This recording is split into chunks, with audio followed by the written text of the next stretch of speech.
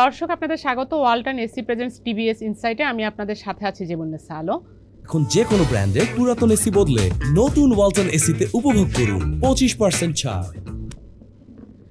আমরা আজকে আলোচনা করব বেসরকারি খাতে বিদেশি ঋণের প্রবাহ নিয়ে। আমরা সম্প্রতি দেখছি যে আমাদের বেসরকারি খাতে বিদেশি ঋণ নেয়ার প্রবণতা বেড়েছে বা এখন ঋণ প্রবাহ বাড়তে শুরু করেছে, যেটা আমরা গত বছরে দেখেছিলাম যে এটা ক্রমান্বয়ে কমছিল।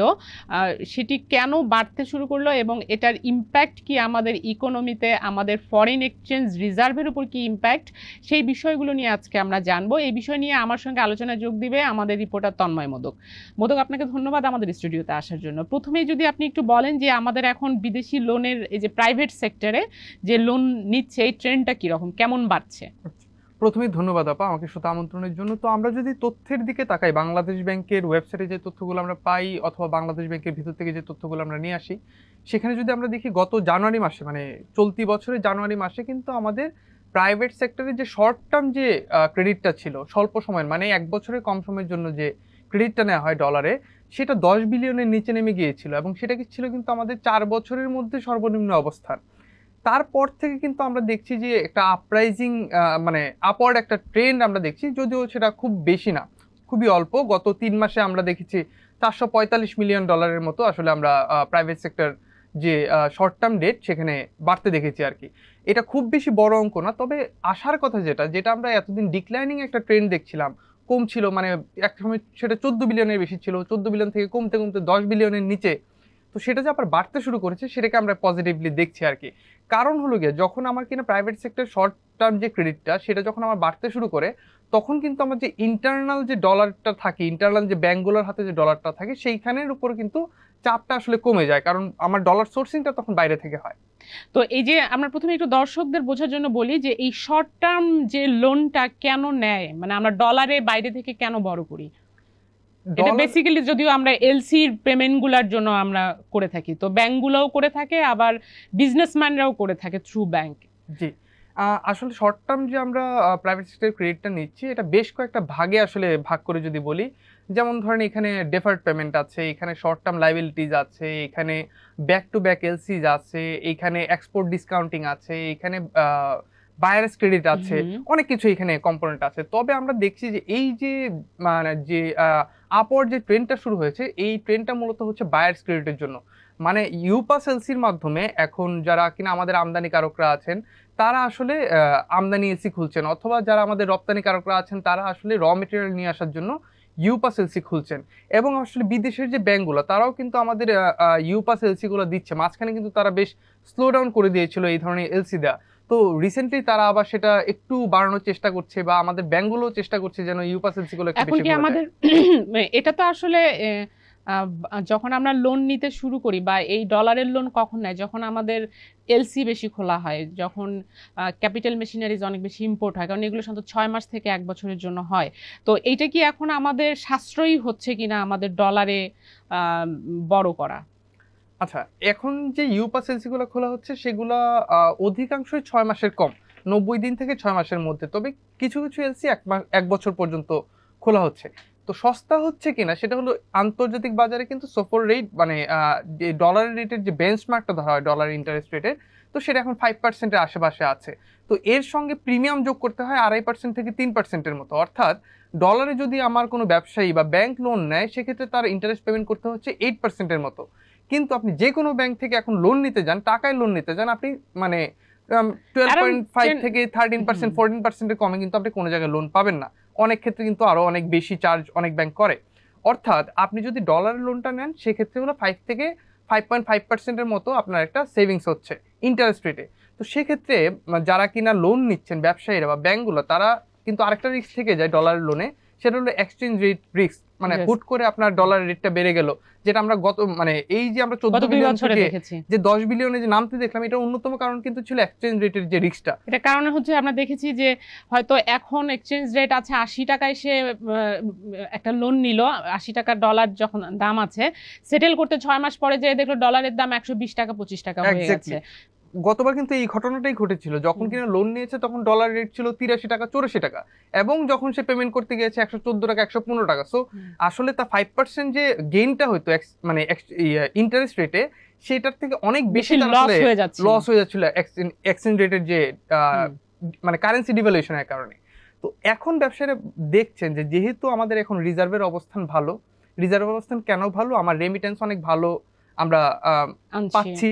আমরা গত মানে ধরেন মে মাসে 3 বিলিয়নের মতো পেয়েছি, আমরা মার্চ মাসে মানে $3.3 বিলিয়ন পেয়েছি, মানে ফ্লোটা অনেক ভালো। আমরা যদি এক্সপোর্টের ফ্লোটা দেখি, এক্সপোর্ট কিন্তু মে মাসে গত 11 মাসের মধ্যে সর্বোচ্চ হয়েছে এক্সপোর্ট আমরা করেছি $4.54 বিলিয়ন। অর্থাৎ আমার এক্সপোর্টও ভালো, আমার ইম্পোর্ট রেমিটেন্সও ভালো। কিন্তু আবার ইম্পোর্ট আমরা খুব বেশি গ্রোথ দেখছি না, যেহেতু আমাদের দেশে এখনো বিনিয়োগের মানে পরিস্থিতিটা খুব একটা ভালো না। ক্যাপিটাল মেশিনারি স্টিল নেগেটিভ গ্রোথে আছে, র মেটেরিয়াল স্টিল আমরা নেগেটিভ গ্রোথ দেখছি। সো ইম্পোর্টের খরচটা কম, অর্থাৎ আমাদের যে ইন্টারনাল মানে ব্যাঙ্কগুলোর হাতে যে ডলার হোল্ডিং, সেই ডলার হোল্ডিং এর অবস্থান এখন ভালো। একই সঙ্গে আমাদের দেশের যে ফরেক্স রিজার্ভ, সেই ফরেক্স রিজার্ভ কিন্তু BPM6 অনুযায়ী যেটা আমরা বলি, সেটা 20 থেকে 21 বিলিয়নের মধ্যে ঘোরাফেরা করছে বেশ দীর্ঘ বছর খানেক ধরে। অর্থাৎ এইখানে একটা স্থিরতা আসলে ব্যবসায়ীরা দেখছেন, এবং তারা ডলার বাজার যেটা দেখছেন, সেই বাজারে আসলে এখন পর্যন্ত তেমন কোনো সিগন্যাল নাই যে এটা আসলে একদম হুট করে স্পাইক করে আসলে 130 টাকা 35 টাকা 40 টাকা এক্সচেঞ্জ রেট একটা স্টেবল অবস্থা আছে। আমরা তো গত প্রায় 3-4 মাস ধরে দেখছি একটা জায়গায় 120 টাকা থেকে 21 টাকার মধ্যে, তাই না? এটা ছিল, কিন্তু এখন আসলে ডলার রেট 123 টাকার মধ্যে রয়েছে। 123 টাকার মধ্যে কতদিন ধরে আছে এটা? এটা মোটামুটি মাস দুয়েক ধরে আছে। তো এবং আমরা এটা যে খুব বেশি বাড়বে, যদিও বাংলাদেশ ব্যাংক কিন্তু ওই যে যেটার যে আশঙ্কাটা ছিল যে ক্রলিং পেগ, অর্থাৎ free exchange rate, partially free exchange রেটে গেলে আমাদের ডলার রেট অনেক বেড়ে যেতে পারে, সেই আশঙ্কাটাও কিন্তু এখন কেটে গেছে। আমাদের কিন্তু ওটাও খুব একটা ইম্প্যাক্ট পড়েনি, যে কারণে আসলে মানুষ এখন আস্থা পাচ্ছে নিতে। এখন পর্যন্ত আমরা আসলে দেখছি না সেটা হাইক করবে বা স্পাইক করে যাবে রেটটা। কিন্তু যদি আমার ভবিষ্যতে যদি ধরেন ইম্পোর্টের ডিমান্ড অনেক বেড়ে যায়, ডলারের ডিমান্ড অনেক বেড়ে যায়, তখন কিন্তু মানে স্পাইক করতে পারে। একটা রিস্ক ফ্যাক্টর ব্যবসায়ীদের জন্য থেকে যাচ্ছে। রিস্ক ফ্যাক্টর তো অবশ্যই থাকবে, এটা যেহেতু বিজনেস, আপনি ইন্টারেস্ট রেটে গেইন করছেন 5% এর মতো, একটা তো রিস্ক ফ্যাক্টর থাকবেই। তবে বলা হচ্ছে যে এরকম যে নির্বাচন হওয়ার আগে আমরা ইম্পোর্টে এই ধরনের কোনো স্পাইক আমরা দেখব না, মানে হুট করে ইম্পোর্ট অনেক বেশি বেড়ে যাবে, ইনভেস্টমেন্ট তো আসলে খুব বেশি হচ্ছে না। এবং ব্যবসায়ীরা বলছেন যে তারা আসলে রাজনৈতিক স্থিতিশীলতা, আইন শৃঙ্খলা স্থিতিশীলতার আগে তারা নতুন বিনিয়োগে যাবেন না, বা ওই রকম পরিকল্পনা তাদের নাই। তো সেক্ষেত্রে আসলে মানে আমরা যদি নির্বাচন ধরি যে 10 মাস বা 1 বছর যাই বলে না কেন, 6 মাস যাই বলে না কেন, তো এর মধ্যে কিন্তু আমার কোনো ধরনের ইম্পোর্ট মানে হাইক করার বা স্পাইক করার কোনো কারণ নাই। ইন দ্য মিন টাইম 6 মাসের মধ্যে কিন্তু আমার এই লোনগুলো রিপেমেন্ট হয়ে যায়, যেহেতু এগুলো শর্ট টার্ম লোন, 3 মাস থেকে 6 মাসের মতো এটারই থাকে। সো ব্যবসায়ীরা আসলে এই বিষয়গুলো বিবেচনা করে এখন এই রিস্কটা আসলে টেক করছে। তবে বেসরকারি খাতের ঋণের প্রবাহ কিন্তু আমাদের এক্সটার্নাল ব্যালেন্সের উপর অনেক প্রভাব ফেলে, কারণ এটা একটা অনেক বড় কম্পোনেন্ট আমাদের ফাইন্যান্সিয়াল অ্যাকাউন্টে। সেইখানে আমাদের এক্সটার্নাল ব্যালেন্সের কি অবস্থা? আমাদের এক্সটার্নাল ব্যালেন্স আসলে যেটা আমরা একটু আগে বলছিলাম যে এক্সপোর্টের কথা, আমরা বলছিলাম রেমিটেন্সের কথা, এই দুইটা মিলে আমাদের কারেন্ট অ্যাকাউন্ট ডেফিসিট অনেকটা কমে এসেছে। এই দুইটা ভালো থাকার কারণে আমাদের কারেন্ট অ্যাকাউন্ট ডেফিসিট কমেছে, কিন্তু আমাদের যে ফাইন্যান্সিয়াল অ্যাকাউন্ট ব্যালেন্স বা ফাইন্যান্সিয়াল অ্যাকাউন্ট ডেফিসিট বলি, সারপ্লাস বলি, যেটাই বলি, তো এই জায়গাতে কিন্তু বেশ কয়েকটা কম্পোনেন্টের উপর, শুধুমাত্র এই লোন কম্পোনেন্টের উপর কিন্তু নির্ভর করে আমাদের ফাইন্যান্সিয়াল অ্যাকাউন্টটা দাঁড়ায় না। তার সঙ্গে কিন্তু এফডিআই থেকে শুরু করে আরো অনেকগুলা ইকুইপমেন্ট এখানে আছে। তো সেই জায়গায় কিন্তু আমরা খুব বেশি ভালো অবস্থান দেখছি না, মানে খারাপ দেখছি না, আবার খুব বেশি ভালো দেখছি না। তবে এটা তো আসলে এটা ইমপ্রুভ করতে হেল্প করবে। গত অর্থ বছরের তুলনায় আমরা সেই সারপ্লাস অ্যামাউন্ট এখনো আছে, সেই সারপ্লাস অ্যামাউন্ট আমরা কমতে দেখেছি অল্প। ওকে, ধন্যবাদ আপনাকে মদক আমাদেরকে সময় দেওয়ার জন্য। আপনাকেও ধন্যবাদ। দর্শক, আমরা সংক্ষেপে যদি বলি যে প্রাইভেট সেক্টরে যখন বিদেশি ঋণের প্রবাহ বাড়ছে, সেটি দুটি দিক ইন্ডিকেট করে যে আমাদের আস্থা বাড়ছে আমাদের বাংলাদেশের উপর। যারা আমাদেরকে এই লোনগুলো দেয় তাদের আস্থা বাড়ছে যে তারা লোনটা আবার ব্যাক পাবে। তার ব্যাক পাওয়ার আস্থা হলো যে আমাদের ফরেক্স মার্কেট কতটা স্টেবল, আমাদের যে এক্সচেঞ্জ রেট কতটা স্টেবল, আমাদের রিজার্ভ কতটা শক্তিশালী। তো এই দুটো দিকেই এখন আমরা দেখেছি যে এই বছরের শুরু থেকেই কিন্তু আমাদের ফরেক্স মার্কেট অনেকটা ঘুরে দাঁড়িয়েছে। আমাদের যে রিজার্ভ কন্টিনিউয়াসলি কম ছিল সেটি স্টপ হয়েছে। আমরা আইএমএফ এর লোন পেয়েছি, আমাদের ওয়ার্ল্ড ব্যাংক এবং অন্যান্য মাল্টি ডোনারদের কাছ থেকেও আমাদের লোন এখন পাইপলাইনে আছে। সব কিছু মিলিয়ে যেহেতু আমাদের ফরেক্স মার্কেট স্টেবল হয়েছে, সেটি একটি ইন্ডিকেটর কিন্তু আমরা দেখতে পাচ্ছি যে আমাদের আস্থা ফেরত এসেছে।